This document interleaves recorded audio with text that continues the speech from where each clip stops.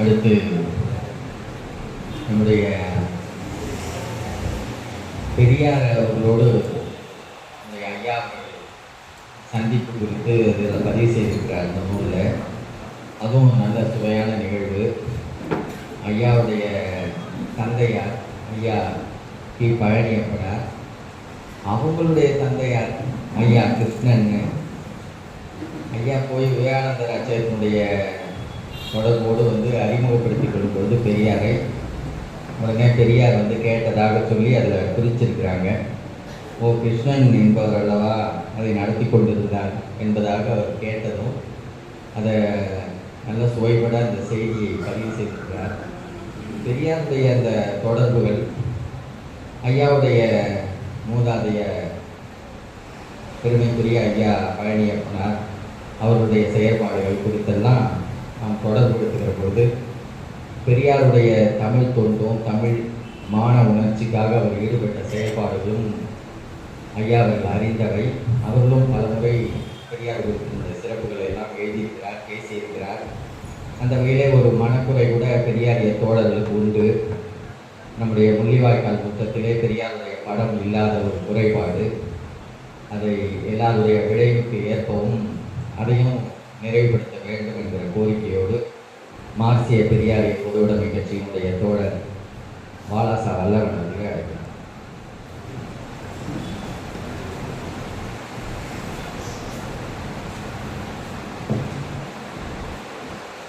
தமிழர் தலைவர் பழன் நெடுமாறன் ஐயா அவருடைய நூல் வெளியீட்டு விழாவுக்கு தலைமை பொறுப்பை ஏற்றிருக்கும் தமிழக மக்கள் முன்னணியுடைய ஒருங்கிணைப்பாளர் தோழர் புடையலன் அவர்களுக்கு இன்று 65வது பிறந்த நாள். அனைவரும் அவரை வாழ்த்துமாறு உங்களை அன்போடு கேட்டுக்கொள்கிறேன். அவர் தமிழ் மொழி இனம் விடுதலைக்காக 100 ஆண்டுகளையும் கடந்து இந்த மண்ணில் உழைக்க வேண்டும், போராட வேண்டும், நமக்கு ஒரு விடியலை உருவாக்க வேண்டும் என்று தெரிவித்துக் கொண்டு எனக்கு முன்பு உரையாற்றிய பிரபா கல்விமணி அவர்களே, எனக்கு பிறகு உரையாற்ற இருக்கின்ற பேராசிரியர் வி அரசு அவர்களே, நூலை ஐயா சிறப்புரையாற்ற இருக்கின்ற ஐயா பழ நெடுமாறன் அவர்களே, நன்றி உரையாற்ற இருக்கின்ற கணக்குறிஞ்சி அவர்களே, நூலினை பெற்று கொண்டு சென்றிருக்கின்ற பெரியவர்களே, இங்கே கூடியிருக்கிற உங்கள் அனைவருக்கும் என்னுடைய முதற்கண் நன்றியையும் வணக்கத்தையும் தெரிவித்துக் கொள்கிறேன். ஐயாவுடைய வாழ்க்கை அவர் இது நூலாக எழுதலை. கணக்குறிஞ்சி அவர்கள் அவர் கேட்க கேட்க ஐயா பதில் சொல்ல சொல்ல பதிவு செய்யப்பட்டதான் இந்த நூல். முழுக்க கேள்வி வினாவிடை தான். மிக சிறப்பான ஒரு பதிவு. ஐயா வாழ்க்கை வரலாறு எழுதணும்னா அது 1000 பக்கத்துக்கு மேலே போகும். ஆனால் பெரும்பாலான தலைவர்கள் வாழ்க்கை வரலாறு எழுதலை. பெரியார் எழுதிக்கல, அம்பேத்கர் எழுதிக்கல, காந்தி தொடக்க கால பருவம் மட்டும் எழுதினார், பிற்காலம் எழுதலாது எனக்கு மக்களுக்கே தெரிவித்தாரு. அதுபோல பல தலைவர்கள் தங்களுடைய வாழ்க்கை வரலாற்றை எழுதலை. ஐயாவும் அதுபோல அவருடைய வாழ்க்கை வரலாற்றை எழுதலை. இது ஓரளவுக்கு அவருடைய செயல்பாடுகளை பற்றி விளக்குவதற்கான ஒரு கையேடு போல இந்த நூல் இருக்கும் என்பதில் சில எல்லா கோணங்கள்லையும் அவர் கணக்குறிஞ்சி அவர்கள் கேள்வி எழுப்பியிருக்கிறார். நெடுமாறன் ஐயாவுடைய தாத்தா காலத்திலிருந்து சொன்னார்ல பொழிலர் கூட அந்த காலண்டர் விவேகானந்தர் காலண்டர் அவங்க வச்சிருவாங்க. விவேகானந்தர்னு ஒரு அச்சகம் வச்சிருந்தாங்க. இவருடைய தாத்தா இவர் அழைப்பு கொடுக்கும்போது நான் பழ நெடுமாறன் ஐயா நான் என்னுடைய மகன் என்று சொன்னவங்க இந்த அச்சகத்தை பேர் சொன்னவங்க அது கிறிஸ்தப்ப நாயக்கர் தானே, கிறிஸ்தப்ப பிள்ளை தானே நடத்திட்டு இருந்தாரு அப்படி என்று பெரியார் சொல்லியிருக்கிறார். அதை பெரியாருக்கு எவ்வளவு நினைவாற்றல் இருக்கிறது என்பதை ஐயா அவர்கள் இந்த நூலில் பதிவு செய்திருக்கிறார்கள். தொடக்கத்தில் இவர் திமுக அண்ணாமலை பல்கலைக்கழகத்தில் படிக்கும்போது திமுக மாணவராக அப்போதான் அந்த தீவிரமான திமுக ஈடுபாட்டோடு இருந்திருக்கிறார்கள். அண்ணாமலை பல்கலைக்கழகத்தில் 1945 திராவிடர் மாணவர் கழகம் ஆரம்பிக்கப்பட்டது. அப்போ இளைஞர்கள் எல்லாருமே நாவலர் நெடுஞ்செழியன், பேராசிரியர் அன்பழகன் எல்லாம் படிக்கிற மாணவர்கள். அப்போ திராவிடர் கழக கொடி ஏற்றி அங்கே அந்த கொடி கம்பம் உடைக்கப்பட்டு அவர்கள் மீது வழக்கு கொடுக்கப்பட்டு சில இளைஞர்கள் தேர்வை எழுத முடியாமல் நீதிமன்றத்தில் வழக்கு கொடுக்கப்பட்டு குடியரசு எட்டில் அந்த பதிவுகள்லாம் இருக்கு. வழக்கு நீதி யார் யார் கொடுத்தாங்கன்ற பட்டியல் இருக்கு. பெரியாருக்கு வருத்தம், படிக்கிற பிள்ளைங்க போய் ஏன் இப்படியெல்லாம் கேட்டு போகிறாங்க அப்படின்னு கூட பெரியார் அதை எழுதியிருக்கிறாரு. அந்த அளவுக்கு 45 அப்படி ஒரு கடுமையான சூழல். அதன் பிறகு 15 ஆண்டுகள் திராவிட இயக்கத்தை சேர்ந்த யாரும் அண்ணாமலை பல்கலைக்கழகத்தில் அழைத்து பேச வைப்பதில்லை என்ற ஒரு நிலைப்பாட்டை அண்ணாமலை பல்கலைக்கழகம் மேற்கொண்டது. அதை முறியடித்து அறிஞர் அண்ணா அவர்களை அழைத்து சென்று அண்ணாமலை பல்கலைக்கழகத்தில் 15 ஆண்டுகளுக்கு பிறகு 45 பிறகு 60 பேச வைத்தவர் ஐயா பாழ நெடுமாறன் அவர்கள். இதெல்லாம் ஒரு வரலாற்று சிறப்பு மிக்க ஒரு செய்தியாகும். அதே போல பழனியப்பனார் அவர்கள், என்னுடைய தந்தையார் கே பழனியப்பனார் அவர்கள் 1929 செங்கல்பட்டு சுயமரியாதை மாநாட்டில், முதல் சுயமரியாதை மாநாடு செங்கல்பட்டு, அதிலே கலந்து கொண்டார் என்ற செய்தியை ஐயா பதிவு செய்திருக்கிறார் இந்த நூலிலே. அதை அச்சுப்புழையாக இருக்கலாம். 1925 என்று இருக்கிறது. 1929 முதல் சுயமரியாதை மாநாடு. அதில் அந்த காலத்தில் சைவ பிள்ளைகள் பெரும்பாலும் இந்த நீதி கட்சி ஆதரவாளர்களாக பெரியாருடைய, ஏன்னா பார்ப்பன ஆதிக்கம் சைவ பிள்ளைகளையும் ஒழிக்கிறது. என்னதான் சைவ பிள்ளைகள் மேல் சாதி என்று கூறிக்கொண்டாலும் பார்ப்பனர்கள் நாங்கள் எல்லாரை விட நாங்கள் தான் மேல் அப்படின்னு ஒடுங்கினதுனால தான் மகனடிகள் பார்த்தீங்கன்னா அவருடைய நாட்டுக்கு பார்த்தீங்கன்னா நிறைய அதை பற்றி திராவிட இதழெல்லாம் தொடர்ச்சியாக எழுதியிருக்கிறார். அவருடைய பல செய்திகள், இன்னும் சொல்ல போனால் சர்பிடி தியாகராயுடைய மறைவிலடிகள் தலைமை தாங்கி எல்லாம் பேசியிருக்கிறார். இது எந்த நூலியம் வரல, அவருடைய நாட்குறிப்பில் இருக்கு. தியாகராய செட்டியாரை பற்றி மறைவிலடிகள் விரிவாக பேசி, அப்போ பலருக்கும் அன்றைக்கு ஒரு எழுச்சி. பார்ப்பனர் எல்லாருடைய இயக்க காசு பிள்ளை உட்பட எல்லாருமே, உதாரணத்துக்கு காசு பிள்ளைய ஹைகோர்ட்ல நீதிபதி ஆகணும்னு பெரியார் பரிந்துரை பண்ணார். உயர் நீதிமன்ற நீதிபதி ஆகணும். தியாகராய செட்டியார் காசு பிள்ளையை பேராசிரியர் பணி அமர்த்தம் செய்யணும். ஏன்னா அந்த காலத்துல எம்எல் பிடிச்சவங்க யாரும் இல்லை என்றால் எம்எல் பிள்ளைன்னு சொல்லுவாங்க. நேரில் போய் சொல்லிட்டு வந்தார். சி.பி. ராமசாமியை சட்டத்துறைக்கு பொறுப்பேற்ற பிறகு அவர் வேலை செஞ்ச வேலைக்கே வேட்டு வச்சு எடுத்துட்டார். என்னன்னா, சென்னை உயர்நீதிமன்ற வழக்கறிஞர்கள் 1 மணி நேரம் பாடத்திட்டங்கள்னு வாங்கிட்டு போயிடலாம், நிரந்தர பேராசிரியர் சட்டக்கல்லூரிக்கு தேவையில்லைன்னு மாற்றிட்டாங்க. அப்படியெல்லாம் வரலாற்று பதிவுகள் இருக்கின்றன. இப்படி பெரியார் செஞ்சதும் பலன் அளிக்காமல் போய்விட்டது. நீதி கட்சி தான் ஆட்சியில் இருந்தது. ஆனால் சட்ட அமைச்சராக இப்ப சி.பி. ராமசாமி இருந்தார். உள்துறைக்கு ஒத்துழைப்பு, ஏன்னா ஆளுநர் நியமனம், அதனால அதுவும் நடைமுறைக்கு வராமல் போய்விட்டது. இப்படி பல அன்றைக்கு நீதி கட்சியையும் பெரியாரையும் சார்ந்திருக்க வேண்டிய தேவைகள் இருந்தன. இந்த நூலில் இன்னொரு அருமையான செய்தியை ஐயா அவர்கள் பதிவு செய்திருக்கிறார். பெரியாருடைய பொன்மொழிகள் நூலை இவருடைய தந்தையார் பழனியப்பனார் அவர்கள் 100 வெண்பாக்களாக 2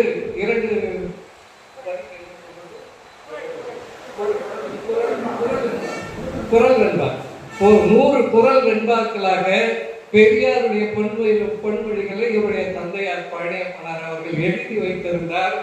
அதை ஆசிரியர் வீரமணி அவர்கள் மதுரையில் இவருடைய வீட்டுக்கு சென்ற போது இவர் எடுத்து காண்பித்திருக்கிறார். இவ்வளவு அருமையா எழுதியிருக்கிறாரு, யார் அந்த பழனியப்பனார் தெரியலன்னு சொன்னோன்னே, நீங்க யார்கிட்ட பேசுகிறீங்களோ அவர் தான் அவர்னு இவர் சொல்லியிருக்கார். அவருடைய தந்தையாரை அடையாளம் காட்டி இருக்கிறார்கள். அந்த அளவுக்கு திராவிட இயக்கத்தோடு தொடர்ந்து ஈடுபாடு உள்ள குடும்பமாக ஐயா நெடுமாறன் அவர்களுடைய குடும்பம் இருந்திருக்கிறது. அதன் பிறகு தமிழ் தேசிய இயக்கம் சம்பத் ஈவிகே சம்பத், பெரியாருடைய அண்ணன் மகன் ஈவிகே சம்பத் தொடங்கிய இயக்கத்தில் அதற்கு பெரியாருடைய ஆதரவு இருந்தது. இப்போ ஐயா அவர்கள் ஒரு செய்தியை பதிவு செய்திருக்கிறார். முத்தமிழ் மாநாடு தமிழ் தேசிய இயக்கத்தின் சார்பில் கோவையில் நடைபெற்றது. அந்த மாநாட்டில் பொழிலன் சொன்ன மாதிரி ஐயா நெடுங்கதை குறிஞ்சி இதழ் நடத்தியிருக்கிறார். 5 நெடுங்கதைகள் எழுதியிருக்கிறார். அந்த மாநாட்டில் ஐயா பேசும்போது இவர் தோக்க உரை, தலைமை உரை பேசும்போது சொல்லியிருக்காரு, சும்மா சங்க இலக்கியத்தையே போற்றி போற்றி பேசி இருக்க வேணாம், அது இருக்கட்டும், புதுமையாக நாம் சில இலக்கியங்களை படைப்போம் என்று இவர் பேசியிருக்கிறார். பேசி முடிச்சுட்டாரு. உடனே ஜி.டி. நாயுடு நான் இவ்வளவு நாளா தேடிக்கொண்டிருந்த ஆள் நீதான், இந்த சங்க இலக்கியத்தெல்லாம் எரிக்கணும் நான் மூட்டை கட்டி வச்சிருக்கிறேன், நான் நீ நெடுமாறன் உருவில் இப்படி ஒரு ஆள் வந்திருப்பது எனக்கு மகிழ்ச்சி.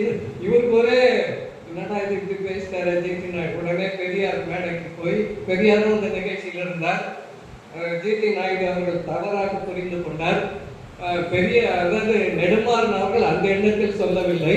சங்க இலக்கியம் இருக்கட்டும், புத்திலக்கியங்களை நாம் படைப்போம், அதை மட்டுமே திரும்ப திரும்ப பதிப்பு போட்டு இருக்கிறத விட புதுசா இன்றைய வளர்ச்சிக்கு ஏற்ப நாம் வளர்க்கணும்னு பேசினாரு. ஜிடி நாயுடு தப்பா புரிஞ்சுக்கிட்டாரு அப்படின்னு சொல்லியிருக்காரு. அது மட்டும் இல்ல, ஜிடி நாயுடு இன்னொன்னு சொல்லியிருக்காரு, இந்த சங்க இலக்கியத்தை எரிக்கணும். நான் யாரையோ கேட்டேன், பெரியார் உட்பட கேட்டேன். அதான் முக்கியம். பெரியார் உட்பட கேட்டேன், பெரியார் அதை எரிக்க மறுத்து விட்டார். இப்ப இருக்கிற போலி தமிழ் தேசியவாதிகள் பெரியார் தமிழ் இனத்தின் பகைவர் என்று சொல்லிக் கொண்டிருக்கிறார்கள். ஆனால் அன்றைக்கு ஜிடி நாயுடு சொல்லியும் பெரியார் சங்க இலக்கியத்தை எரிக்க மாட்டேன் என்று சொல்லி இருக்கிறார் என்பதை ஐயா அவர்கள், நெடுமாறன் ஐயா அவர்களை பெரியார் காப்பாற்றினார்.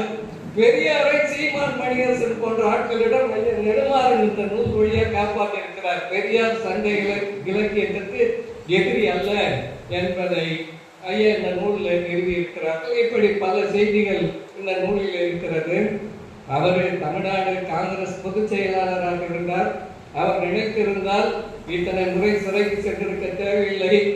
நாடாளுமன்ற உறுப்பினர், மத்திய அமைச்சர் எல்லாமே ஆகியிருக்க முடியும். அந்த அளவுக்கு காங்கிரஸில் செல்வாக்கு படைத்த தலைவராக இருந்தார். ஆனால் அந்த தமிழ் மொழி இனம் என்ன இவர் படிச்சது தமிழ் எம்ஏ அண்ணாமலை பல்கலைக்கழகத்தில் தமிழ் இனம் மொழி நாடு விடுதலை அடைய வேண்டும் என்ற தமிழ் தேசிய இயக்கத்திற்கு வந்து அதன் பிறகு இந்த ஈழ விடுதலை 1983 கல்லூரி விட்டு வெளியே வரேன். அப்பதான் ஈழ பிரச்சனை, அதுல இருந்தே நம்முடைய போராட்டம் தொடர்ச்சியா ஆரம்பிச்சது. இன்று வரைக்கும் தொடர்ந்து இந்த போராட்டங்களில் கலந்து கொண்டு வந்திருக்கோம். அந்த அளவு ஐயா அவர்கள் இந்த ஈழ விடுதலையில் அவருக்கு பலரும் பல பங்களிப்பு செய்திருக்கிறார்கள். அதில் முதன்மையானவராக ஐயா நெடுமாறன் அவர்களை நான் குறிப்பிட்டே ஆக வேண்டும். ஏன்னா இவர் 80 தமிழ்நாடு காங்கிரஸ் கட்சி சார்பில் தேர்ந்தெடுக்கப்பட்ட சட்டமன்ற உறுப்பினர்.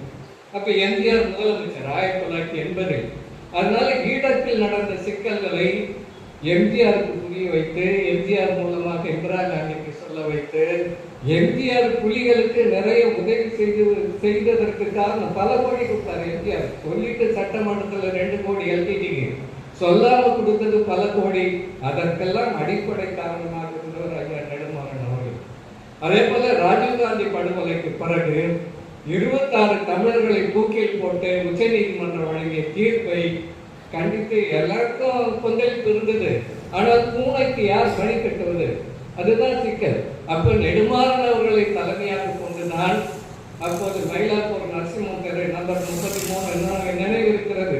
ஒவ்வொரு மாதமும் கடிதம் வரும், நாங்கள் எல்லாம் கூடுவோம், நிதி திரட்டி நான் அப்போ வேலூர் மாவட்ட செயலர் நிதி பொறுப்பாளராக அப்போது தேர்ந்தெடுக்கப்பட்டேன். ஒவ்வொரு முறையும் அப்போ பயணம், எங்க பார்த்தாலும் பயணம். மரண தண்டனை ஒழிப்புக்கு மாநாடு தமிழ்நாடு முழுக்க பயணம். முதல் கூட்டமே சென்னையிலிருந்து வாலாஜாப்பேட்டை தான் ஏற்பாடு செய்த கூட்டத்தை. அவன் காவல்துறை வந்து என்ன பண்ணா, கொட்டா போக அந்த பந்தல் போட வராங்களா, அவங்க கூட்டமே ஸ்டேஷன்ல உட்காந்துட்டாங்க, பந்தல் போட விட்டாங்க. அப்புறம் நாங்கெல்லாம் போய் கேட்டோம், நாங்க நடத்துறோம், எங்களை ஏதாவது கேள்வி, அது பாவம் கூலி அவனை ஏன் இது பண்றீங்க அப்படின்னா. வேலூர்லயும் அதே போல ஐயா அவர்கள் வந்தாங்க, இது போல வாலாஜாவுக்கு சொன்னா விடுதலை பண்ணி அனுப்பிச்சிட்டாங்க. வேலூருக்கு போனோம்னா அங்கேயும் அப்போ ரிட்டர்னா எழுதி விடுன்னு கேட்டாரு. பிரஸ் மீட் வேலூர்ல வச்சு அதாவது கூட்டம் தடை செய்யப்பட நடத்த அனுமதி இல்லைன்றத எழுத்துப்பூர்வமா கொடு, அப்பதான் நீதிமன்றத்துல போய் அனுமதி வாங்க முடியும். எழுத்துப்பூர்வமா அங்க வேலூர்ல எஸ்பி கிட்ட எழுதி வாங்கி அதன் பிறகு சில மாதங்கள் சென்னை உயர் நீதிமன்றத்தில் வழக்கு கொடுத்து மீண்டும் மரண தண்டனை ஊர்வலம். அப்பவும் முதல் கூட்டம் வாலாஜாப்பேட்டைதான். இந்த 26 தமிழர்கள் உயிரை காப்பாற்றியதில் ஐயா நெடுமாறன் அவர்களுக்கு தான் முதன்மையான பங்கு. பலரும் பங்காற்றி இருக்கிறோம். எல்லா இயக்கமும், திராவிடர் கழகம், திராவிடர் விடுதலை கழகம், பெரியார் திராவிடர் கழகம், தமிழ் அமைப்புகள், எவ்வளவு பேர் இருந்தாலும் ஈழ விடுதலை ஆதரவாளர் ஒருங்கிணைப்பு குழு என்ற ஒரு அமைப்பை ஏற்படுத்தி நூற்றுக்கணக்கான அமைப்புகளை ஒன்று திரட்டி ஒரே குடையின் கீழ் ஐயாவை மையப்புள்ளியாக அச்சாணியாக வைத்து இயங்கிட்டு தான். இங்க மட்டும் இல்ல, எங்க பார்த்தாலும் டெல்லியில மாநாடு, டெல்லியில ஜார்ஜ் பெர்னாண்டஸ் ஏற்பாடுல ஈழ விடுதலை ஆதரவு மாநாடு, ஐக்கிய குஜரால் பிரதமர் இந்திரஜித் குப்தா இந்திய பொது உடைமை கட்சியுடைய பொதுச் செயலாளர், ஒரு அமைச்சர், உள்துறை அமைச்சர். அதுவும் நாளைக்கு மாநாடு, இன்னைக்கு இரவு அவர் அந்த ஆவணத்துக்கு சீல் வச்சிட்டாரு. இந்திரஜித் குப்தா. மறுநாள் காலையில வேற வழி இல்லாம ஜார்ஜ் பெர்னாண்டஸ் வீட்டு எதிரில் பந்தல் போட்டு அங்க மாநாட்டை நடத்தணும். எங்க இயக்கத்தின் சார்பில் நானும் தமிழர்கள் கலந்து கொண்டோம். அப்போ டெல்லியில் இருந்த JNU ஜவஹர்லால் நேரு பல்கலைக்கழகத்தில் படித்த வட இந்திய மாணவர்களுடன் மதிய உணவு இடைவேளை நேரத்தில் ஈழ விடுதலைக்கு ஆதரவாக, புலிகளுக்கு ஆதரவாக நாடகம் நடத்தினார்கள் டெல்லியில. இதெல்லாம் நடந்த நிகழ்ச்சிகள். பல நிகழ்ச்சிகளை பல முறை தடை. எனக்கு தெரிஞ்சு நெடுமாறன் ஐயா 60 முறைக்கு மேல சிறைக்கு சென்றிருக்கிறார். அதை தாங்கி கொண்டு அவருடைய துணைவியார் பார்வதி அம்மாவை நாம் எவ்வளவு பாராட்டு. நாம போயிடுவோங்க, வீட்டில் இருக்கிற பெண்களுக்கு தானே அந்த இது இருக்கு. அவரை தகுதி எத்தனை நாள் வச்சிருப்பானோ, என்னைக்கு விடுவானோ அப்படின்ற கவலை. அதுல அவருடைய மகள் பூமொழி வந்திருக்கிறார்.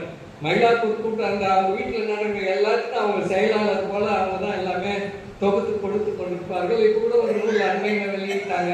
அந்த 26 தமிழர் உயிர் காப்பு நிதி எவ்வளவு பணம் வந்தது. பண இதுல மிகவும் ஒழுங்கானவர் ஐயா நெடுமாறன். யார் யார் எவ்வளவு பணம் கொடுத்தார், எவ்வளவு சாப்பிட்டாங்க யாரும் சொல்லக்கூடாதுல்ல. நான் எதுக்கு சொல்றேன்னா, ஆணைமுத்து ஐயா தான் முதல்ல பெரியாருக்கு செலவு வச்சார். 1967 செப்டம்பர் மாதம் 17ஆம் நாள் பெரியார் பிறந்த நாள்.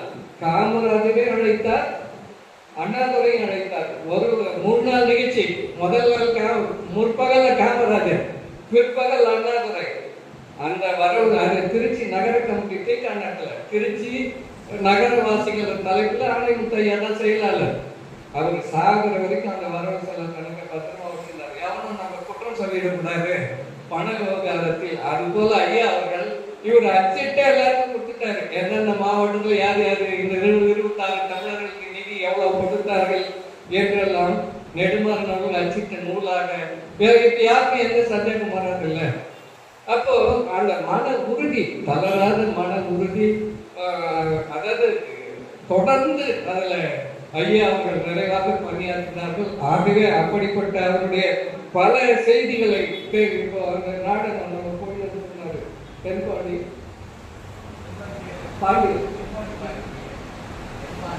தென்பாண்டி வீரன். அதை எழுதினோடனே SS ராஜேந்திரன் இதை நாடகமாக்கி கொடுங்க. அது நெடுங்கதையா இருந்தது. திரைப்பட நடிகர் SS ராஜேந்திரன் நாடகமாக்கி கொடுங்க, நான் நடிக்கிறேன்னு. பேரறிஞர் அண்ணா அவருடைய தலைமையில் அந்த நாடகம் அரங்கேற்றப்பட்டது. அண்ணா அவர்கள் அப்போது சொல்லி இருக்கிறார், நம்முடைய நெடுமாறன் அவர்கள் இன்னும் இது போன்ற பல நாடகங்களை எழுதி தர வேண்டும் என்றெல்லாம் அண்ணா அவர்கள் சொல்லி இருக்கிறார். அதே போல கடைசியா முடிச்சுற நேரம் இல்லை, அதிகமா மற்றவங்கெல்லாம் பேசணும். கோயிலர் சொன்ன மாதிரி தான் முள்ளிவாய்க்காலில் 235 படங்கள் இருப்பதாக இந்த நூலில் பதிவாகி இருக்கிறது. முள்ளிவாய்க்காலில் பெரியார் படத்தை வைக்கிற வரை நான் போவதில்லை என்று உறுதியாக இருந்தேன். கடந்த முறை 8ஆம் தேதி 9ஆம் தேதி புதுக்கோட்டை இந்த மாநாட்டுக்கு போனோம். தஞ்சாவூர்ல தான் தங்கியிருந்தோம். நாமும் வேங்கடசாமி நாட்டார் கல்லூரியில் தான் காலையில் குடிச்சு உணவு சாப்பிட்டோம். முள்ளிவாய்க்காலுக்கு போகலான்னாங்க.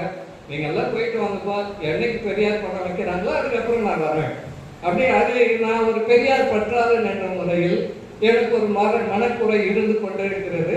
அதை ஐயா அவர்கள் ஒரு முறை சொன்னாரு, நூலகம் கட்டும் போது அங்கே நாங்கள் பெரியார் படத்தை வைப்போம் என்று நெடுமாறன் ஐயா அவர்கள் ஏற்கனவே உறுதி கொடுத்திருக்கிறார்கள். ஐயா நல்ல நிலையில் இருக்கும் போதே அவரே அந்த படத்தை திறந்து வைக்க வேண்டும் என்று என்னுடைய வேண்டுகோளை வைத்து, ஏன்னா தமிழ்நாட்டுக்கு ஒரு இந்த உணர்வு வர்றதுக்கு அடிப்படை காரணம் 38 இந்தியருக்கு போராட்டம். இப்போ தமிழர் தலைவர் பழ நெடுமாறன் இருக்கு இல்லையா, அதே போல அந்த இந்தியருக்கு போராட்டம் முடிந்தவுடன் 1939 புத்தூசி குருசாமி அழைத்து சாமி சிதம்பரம் 2 நாள் குருசாமியுடைய மாமனார் வீட்டில் சண்டையில் தங்கி பெரியாருடைய வாழ்க்கை வரலாற்று எழுதி 1939 தமிழ் தலைவர் என்ற நூல் வந்தது. அதன் பிறகு அவருடைய தொடர்ச்சியாக ஆசிரியர் வீரமணி பேரை மாத்திட்டார். உலக தலைவர் பெரியார் 2, 3, 4, 5, 12 தொகுதி வந்திருக்கிறது. அப்போது என்ன, தமிழ் இனத்துக்காக பாடுபடுவர்களை அப்படி அழைக்க வேண்டும் என்ற எண்ணத்தில் அன்றைக்கு சாமி சிதம்பரம் புத்தூசியார் அவங்க தான் முதல் வெளியீடு. அவங்களுடைய வெளியீடு தான் தமிழ் நூல் நிலையம். புத்தூசி குருசாமியினுடைய அவர் அரசு வேலையில் இருந்தார். அதனால அவங்க மாமனார் வீட்டு முகவரி போட்டு தான் அது வந்தது. அதன் பிறகு குடியரசுக்கு கொடுத்துட்டாங்க, வெளியிட்டுங்க அப்படின்னு சொல்லி. அப்போ போராடுபவர்களுக்கு இந்த பேரு கொடுக்கறதுல என்ன இருக்கு? இன்றைக்கு அன்றைக்கு பெரியார் போராடினார். 38 இந்திய போராட்டம், 48 இந்திய போராட்டம், அப்படி தொடர்ச்சியா. இன்றைக்கு இருக்கிற பிரச்சனைல ஐயா அவர்கள் எல்லாரையும் ஒருங்கிணைச்சு போராடினார். அதனால அவருக்கு தமிழர் தலைவர்னு கொடுக்கறதுல ஒன்றும் குறைஞ்சு போயிடாது. இதனால பெரியாருக்கு எந்த இழுக்கும் கிடையாது. பல பேர் முகநூல்ல கேட்டாங்க, நீ போய் இதுல கலந்துக்கிறிய, பெரியாரை டீக்ரேட் பண்றதுக்காக ஒரு நூலை கணக்கு குறிஞ்சி தொகுத்திருக்கிறார், நெடுமாறன் தமிழர் தலைவர் சொல்லாமான்னு முகநூல்ல நான் இந்த அழைப்பிதழ் போட்டோம்னா வந்தது விமர்சனங்கள். இதனால் பெரியாருக்கு எந்தவித குறையும் ஏற்படாது. பெரியாரே இருந்திருந்தாலும் கூட இவரை பாராட்டியிருப்பார். ஏன்னா 1929 ஒரு மாநாட்டுல குத்தூசி குருசாமியை பெரியார்னு பேசியிருக்கிறார். குடியரசு பதிவு இருக்கு. சின்ன பையன் குத்தூசி குருசாமி கல்லூரி முடிச்சுட்டு அந்த ஆண்டு தான் வர்றாரு, சுயமரியாதை இயக்கத்தில் சேர்றாரு. அவரை பாராட்டி நமக்கு ஒரு இளம் பெரியார் கிடைத்திருக்கிறார். அப்ப பெரியாருக்கு பெரியார்னு பட்டமே தரல. 38 பெண்கள் தராங்க. நாகர்கோவில் சிதம்பரம் பிள்ளை அவர் தான் 1928 பெரியார் இந்த ஜாதி பேர்லாம் விட்டதுனால வெறும் ஈவே ராமசாமி தான் நல்லா இல்லை, நாய்க்கர் எடுத்துட்டாங்க. அதனால பெரியார் ஈவே ராமசாமின்னு போட ஆரம்பித்தாங்க. நாகர்கோவில் சிதம்பரம் பிள்ளை ஐயா அவர்கள் நாகர்கோவில்ல ஒரு மாநாடு நடத்தினார். அந்த எங்களெல்லாம் கன்னியாகுமரியில் தங்க வச்சாங்க. அப்பதான் நான் வல்லூர் கோட்டத்தையே முதல் அந்த திருவள்ளுவர் சிலை படங்களை போய் பார்த்தோம். அந்த நிகழ்ச்சியில் நாகர்கோவிலை சேர்ந்த சிதம்பரம் பிள்ளை MABL அவர் ரிப்போர்ட் எழுதினார். ரைட் ஆஃப் டெம்பிள் என்ட்ரி ஆங்கிலத்தில் எழுதி 1935 கோயில் நுழை உரிமைன்னு வந்தது. ஐயாவுடைய நாகர்கோவில் இந்த மாநாட்டில் அண்மையில் மறைவுற்ற வைகரை வாணன் அதை மீண்டும் நூலாக கொண்டு வந்தார். அதை நெடுமாறன் ஐயா அவர்கள் தான். அது நாகர்கோவில் எழுதிய ஒரு சிதம்பரம் பிள்ளை நாகர்கோவில். அதனால அந்த ஊர்ல வெளியிட்டார், சிறப்புன்னு அந்த மாநாட்டில் வெளியிட்டார்கள். இப்படி பல செய்திகளை ஐயா அவர்களை பற்றி சொல்லிக்கொண்டே போகலாம். நெடுமாறன் ஐயா அவர்களை 100 ஆண்டுகளை கடந்தும் இந்த தமிழின விடுதலைக்காக நல்ல உடல்நலத்தோடு வாழ வேண்டும். இந்த நூலை அனைவரும் வாங்கி படித்து தெரிந்து கொள்ள வேண்டும் என்று என்னுடைய விளைவை தெரிவித்துக் கொண்டு முடித்துக் கொள்கிறேன். நன்றி, வணக்கம்.